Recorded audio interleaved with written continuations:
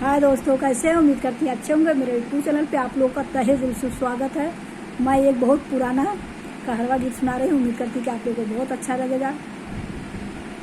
अरे साया पहिरे साड़ी पहिरे ऊपर से गोटा लगावैनी। अरे साया पहिरे साड़ी पहिरे ऊपर से गोटा लगावैनी।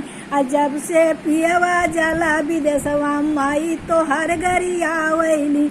जब से पियवा जला विदेशवा माई तो हर घरी आवैनी। हमहू जाए कहीं बाजारे हमके चप्पल देखावैनी। अरे हमहू जाए कहीं बाजार हमके चप्पल देखावैनी।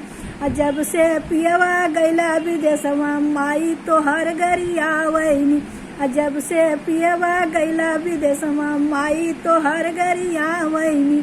काहे के धनिया हो माई हमार घरी आवैनी। अरे काहे के धनिया हो माई हमार घरी आवैनी। सगरो कमैया हमरे बधनिया काहे के माई घरी आवैनी।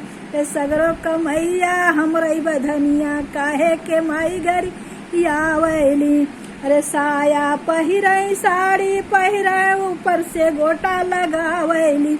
अरे साया पहिरे साड़ी पहिरे ऊपर से गोटा लगावैली।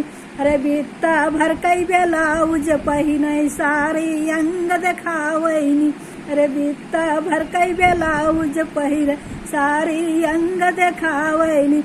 जब से पियवा गैला विदेशवा माई तो हर घरी आवैली।